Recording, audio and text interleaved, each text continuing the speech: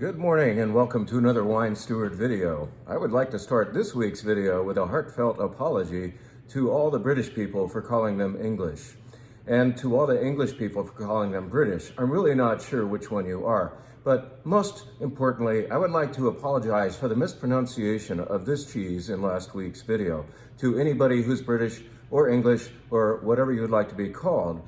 I in fact called Sage Derby that instead of Sage Derby. So some very lovely British/English people were correcting me on Saturday, hence this correction in this video. Let's just say this is damn good cheese, however you want to pronounce it. Sage Derby is what I'm going to start calling it. And to all of those of you who enjoy watching the Kentucky Derby every year, I apologize for whatever. Let's just say this cheese, which is mildly flavored, it looks strange, it actually, to me, looks beautiful, is made of cow's milk from, not Derbyshire, in England, Britain, whatever. Okay, and it's good, and we still have some. And yeah, it ain't St. Patrick's Day anymore, but after all, this is not Irish cheese, it's English or British, and tasty as hell. There it is. So come get your Sage Derby now. That having been said, oversaid, why don't we tell you about our next event? I'm delighted to report that I have finally gathered enough data in order to schedule our next Washington State event. I like to put this on at least once a year.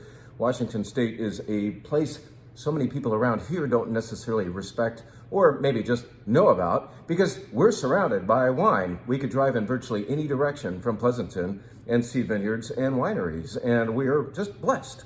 So why do we need Washington? I'll tell you why we need it. We, if we are wine lovers, we love difference. The Washington State gives you a bounty of variations. So you get tons of different grape varieties, varietals, you could say. And you also get let's say, familiar varieties like Cabernet and Merlot that have a distinctly Washington State quality. Some would say it's somewhere between California and Bordeaux in style, but it really depends on the producer. You've got so many great producers up there applying their own home or house style to their wines that the variations are wonderful. And it is going to be a great night of no fewer than 12 and probably more than that, knowing me, wines from the great Northwest, Washington State. We're not talking about Oregon here. These are not Pinot Noirs, okay? This is actually grown. These are mostly grown on the east side of Washington, high desert where it might rain only 6 inches of rain per year. One of our favorite wineries there is called Long Shadows. Long Shadows is a very interesting project that we will elaborate on the event because we show a Long Shadows wine or two at every Washington State event we put on. I believe this time there might be as many as 5 because I had a wonderful tasting with Ryan Summers the other day in order to choose some wines for the event, and gosh darn it, there were so many great ones from this producer. So we will do what we've done in the past where, whereas I intend to bring in Washington State wines from several different producers and several different vendors that I've been tasting with over the months. So I'm gonna go through my notebook and identify those. This will be a cornerstone of the event. It'll be a chapter. It'll be, let's say, an immersion into one winery. That said, something else wonderful happened to me 2 weeks ago when I got to taste all the new wines of The Walls. The Walls is a winery that we've been knowing about more recently. We started to carry them maybe 1.5 years or 2 ago, and they were in fact the immersion of our Washington State event 1 or 2 times ago. Well, darn it, those wines are so darn good that I think we're gonna have like 5 from them, perhaps 5 from these guys. And that, what do we do then? Well, we gotta have 2 or 3 or 4 or 5 other things. So who knows how many great Washington State wines will be happening that night. But I promise you quality, I promise you difference. Price levels will vary and varieties will vary. So it's gonna be a great night of Washington State wines. When is all this happening? April 5th. That's a Wednesday evening. That is one night after our next Wines of the Old World class, which this time will handle Italy. So anybody watching this who's attending those classes, please read up on Italy in Karen McNeil's Wine Bible, either the edition 2 or 3, whichever copy you have. At any rate, I digress. I always do that. But Wednesday, April 5th is the date for the Washington State event. In case that sells out, we will repeat the event 1 week later. We can't do it one night later because Thursday night is wine bar night, right? So let's see how many of you are into Washington now. We've got more and more of you interested in this place. Not only does it show you all that wonderful variation, it shows you, in my opinion, value. It has wines like Napa Valley wines where the difference is only the price. You can get some really nice, beautiful wines for a better price from up there. I intend to show that to you that night. Washington, April 5th.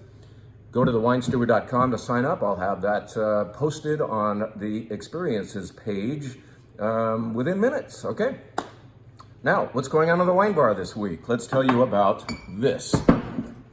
Published yesterday, a brand new menu. We do this every week. We like to keep things interesting for you. You know, we have a lot of wonderful regulars who expect something different every week. We aim to please. What is different this week? Well, the sparkling wine of the week has, this particular one has not been shown in a while. Let's get it up in front of you. And doggone it, let's get one open. Hey, let's do a little demonstration of opening a bottle of sparkling wine, all right? Get that foil off. You find a little twisty thing, and it's 5.5 turns. Yep. And then leave this cage on, all right? Because it gives you traction. It will help you get this slippery cork off carefully. And we'll just let it sigh. All right? Instead of popping it, losing some bubbles, we've got that off. This is ready to enjoy. What is it? It is a sparkling wine from the Loire Valley of France. And as you might imagine, it contains Chenin Blanc. In fact, this being a Vouvray brut, it comes from Vouvray, perhaps the most famous place for the Chenin Blanc grape. This, I believe, has to be, by local wine law, 100% Chenin Blanc. It is dry, brut. It's hella good. Some people smell like lemon zest, and this, I also get this like damp cave smell. Like if you're walking into a cool, dark, damp cave, maybe a limestone cave in Champagne or here in Vouvray, and it smells almost like white mushrooms, like button mushrooms, clean ones, that is. Oh God, that's good. At any rate, that's the sparkling wine of the week. Inexpensive, great stuff. Get in on that. That is, just so you know the name, Gilles Gaudron is the producer. Now let's tell you about the White Flight. We're gonna do 5 wines from France. I'm feeling Frenchy right now. Maybe it's because the last wines of the Old World class dealt for the second time with wine regions in France. So let's put this in front of you. This is wine number 1 in the White Flight. It's from a producer called Campouget. They are located in Costières-de-Nîmes. I'm not sure why they cannot say Costières-de-Nîmes on this particular label, and I think it's because of the particular cépage. Cépage is the name for the list of grapes included in the wine, and I'll bet Costières-de-Nîmes Blanc is supposed to be based on Grenache Blanc, so maybe this is disqualified because it's based instead on Roussanne. Next ingredient, Grenache Blanc. Final ingredient, Marsanne. I would be a little concerned upon hearing about a Roussanne-based wine being poured for me, because that isn't overachieving a grape, as is the Marsanne grape. Those two grapes together in a blend can make a wine that, in my opinion, is not refreshing enough and just a little too rich. I mean, maybe delicious by the one sip, but you don't really want to drink a glass of it. That is the surprise of this particular wine from the Southern Rhone Valley subregion of Costières-de-Nîmes.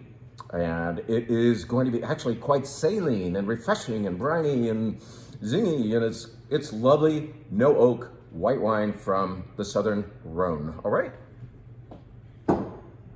You talk about zingy, here's a zinger. This is going to be using the grapes Colombard, Sauvignon Blanc, and now I've got to cheat. This is embarrassing, because in Gascony, France, where we're heading for this, you will often see blends consisting of these and often other varieties too. So Colombard, Sauvignon, and Gros Manseng are identified right there on the label for me. Saved my ass. Gros Manseng, you don't hear about that very often, but it grows prevalently down there. This is a zinger. It's going to the White Wine Club this month. Really tangy, delicious stuff.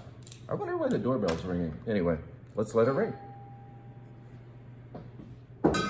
Wine number 3 is going to be from Alsace, France. Alsace is on the eastern side of France, and over the last centuries of history, it has also been part of Germany instead. At any rate, that's why you have these bottles shaped like this. There's a rather Germanic influence on this part of France, and some of the food is accordingly Germanic in style, heavier. And with all that heavy food, have you ever heard of choucroute? You want something refreshing. This will provide that. This is 100% Pinot Blanc from Alsace, France, from somebody who may in fact be a long-lost relative of mine, Charles Frey. You could say Fry or Frey. They don't even know how to say it over there because sometimes they think they're German, sometimes they think they're French. Anyway, I'm probably offending people again. Here we go. Pinot Blanc from Alsace, France. Next wine up is going to be 100%. We've put this on the wine bar once or twice before, but I think something this uniquely good really has to be shown to you, the wandering wine lover. This is going to be made of Chardonnay. Well, we've all heard of that, but it's grown in a very cold area on limestone, and I think and what makes it even more interesting is the presence of 35% Tressalier. There's only about 10 acres of Tressalier in the entire world, and most of them are growing here in this area, little known Loire Valley area called 100%. This is where, remember, the Loire River flows mainly east to west to the Atlantic Ocean for about 300 miles. Well, before it is going east to west, it's actually going south up to north until about Sancerre, then it heads west. So this is down in that southern part, but upstream from Sancerre, kind of cool. 100%, I think it behaves a little bit like a leaner, cooler climate white Burgundy, perhaps like Chablis. It's delicious wine, well priced. So if you want that Chablis effect and pay a few bucks less, check out this wine you've never heard of before. That is your reward for going to wine regions that aren't as well known. I always recommend buying proximity. Buy the next door stuff. That can be just as good and sometimes even better, but because it's less famous, the value is better. 100%, okay? Finally, the last wine in the wine bar white flight is Chateau Guiraud. It's back. This is called Cuvée G because it has a G on the label. Stands for Guiraud. I don't know why they have to have two G's on there. At any rate, this is Bordeaux Blanc, and it is getting a little kiss of oak because that's what they will do with really good Bordeaux Blanc. Have you ever heard of Chateau Aubryon? Aubryon Rouge, of course, is very, very famous. It's one of the 5 first growths down in Grave. These guys are in Grave as well. Chateau Aubryon Blanc is now costing $800 to $1,000 per bottle. That's for dry Semillon Sauvignon Blanc. Drink this instead, all right? Buy a whole case of this. Buy 2 cases of this, and you're still going to be under that price. And you're going to be getting very, very, very good classic Bordeaux Blanc right here from Chateau Guiraud. Good stuff. Let's put both of these wines in front of you at once because they're both from one producer called Alta Maria, and one is Chardonnay, one is Pinot Noir. These are the wines that we're pouring only by the glass this weekend on this wine bar flight. We always have like a couple things that are like glass only. We really want you to experience sometimes, not just wine tasting, but wine drinking. In other words, you know a wine better by volume. And so having a glass of either this Chardonnay or this Pinot Noir will tell you much more about these beautiful wines from Santa Maria Valley. This comes from James Ontiveros. The Ontiveros family traces its roots all the way back to Rioja, Spain in the 1500s, but they got to California in 1781, I believe. And their family was granted the Rancho Tepesquet land grant. And so long before California was a state, these guys were here. They have been in the state of California for 9 generations now. And so this guy certainly knows the lay of the land. He farms his own vineyard, and then he handles or farms other vineyards for other people. So he's a vineyard manager, and he makes great wine, especially because he knows where the good stuff is. So this is going to be from a couple different vineyards in Santa Maria Valley, as is this beautiful Pinot. These are both fairly priced. They're delicious. They're not overmade. They're not undermade. They're very good wines from a family that's been in California longer than California's been California, you could say. Nice wines. The Red Flight consists of a wine subject that we haven't dealt with in a while. You know that we love the Rhone Valley. We often do a Chateauneuf de Pop event here. We often sneak in a Rhone or two into the typical Red Flight. But you know, it's been a while since we've had enough great, inspiring, and affordable Rhone wines to combine them as a Rhone-only flight. So let's do that because we've made some new wine discoveries, including this wine called La Solitude Côte d'Aron. I think it's a Côte d'Aron Village. Nope, it's just Côte d'Aron. But That doesn't always mean it's better when it's village, even though that's supposedly higher on the pyramid of quality because the vineyards are better. You know, sometimes you have one producer that's simply making better wine than the other, regardless of, you know, whether his vineyard is classified accordingly. So this is going to be Grenache Syrah Mourvedre. I don't believe it ever even saw a barrel. A good Grenache-based wine probably shouldn't see a barrel because Grenache is oxidative. So they want to keep that fruit preserved by putting it in big vats and then finally, after a few months, getting it sealed up in a bottle. So La Solitude, 92 points from James Suckling, if that matters to you. For a wine that's well under $20, I think it matters. It's nice to have somebody's endorsement. It has mine as well. I love Rhone wines, so, you know. Wow, good stuff. Now, let's put both of these in front of you because they're by, once again, the same producer. These are both by Notre Dame des Palières, and that is a producer of many, many different villages or village of Rhone wines. So we have two different villages represented here. The cool thing is they're both Grenache based, pardon me, but they both they stray from each other in maybe quality and style. This is Sablé, right? Yeah, Sablé, Notre Dame des Palières, Sablé, delicious Grenache based wine, and then up a notch in oomph, and maybe up a notch in like by $2, and these are both inexpensive, by the way, is this Rasteau. Rasteau is probably, you could almost throw a rock from Sablé to Rasteau. You could certainly catapult a rock from one to the other. I wonder if they used to do that. But it's remarkable, really, how the styles of these different villages, even though they're all making GSMs basically, do vary. So it's kind of cool to try from the same house, two different villages, one after the other. We will now head an hour up the road from where we were just drinking. Notre Dame des Palières is in the southern Rhone. This is Domaine Vendôme, and they are located in the northern Rhone. So this is a producer in Tain-l'Hermitage, I believe they're there, which is the southern part of the northern Rhone.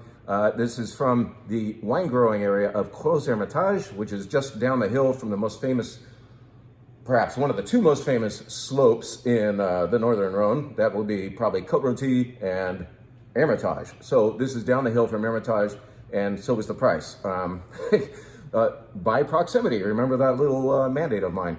Anyway, 100% Syrah, because we are in fact now in Syrah country. It's the only permitted red grape of the northern Rhone, and this is a goodie. I haven't had a good northern Rhone at a decent price in a while, and this just arrived, so it's a new find. Very nice wine. To cap it off, what would you expect to come last in one of our all-Rhone flights? Well, of course, good old Châteauneuf-du-Pape. This is from our good old friend, Roger Perrin. Well, Roger has been gone a long time, and so is his son, Luc, who passed away from cancer, I think, back in 2009 or 10. His wife took over the winemaking, and now his son is handling it. This is just still named after grandfather, Roger Perrin. This is Châteauneuf-du-Pape that, yes, indeed, comes from the most famous wine region of the southern Rhone, and is going to be, of course, based on Grenache Syrah Mourvedre. What's kind of cool is that their old vineyards include some other cool things. You know, you can have 13 different grapes in a Châteauneuf-du-Pape. It's actually, the number's higher now because they're including all the mutations of those grapes on the list. It's complicated, but it's pretty cool that a Châteauneuf-du-Pape, particularly from neighbor, very near here is Chateau Beaucastel, they actually use all 13 on purpose. This has none of the white varieties that are permitted in a red, but I think there are 6 or 7 in here, including Vaccarez and, well, Claret's in there. That's a white, so that's kind of cool. At any rate, Grenache Syrah Mourvedre is the main idea. It's got more body and bulk and ageability because it's good Châteauneuf-du-Pape. It's also affordable Châteauneuf-du-Pape as that region goes. You know, it costs a little bit more to achieve that bottle of wine from that very, very famous place. The wine is supposed to reward you with durability and power. But those wines can cost now hundreds of dollars, and this is still well under $50. So, good one from Roger Perrin. That's it for today.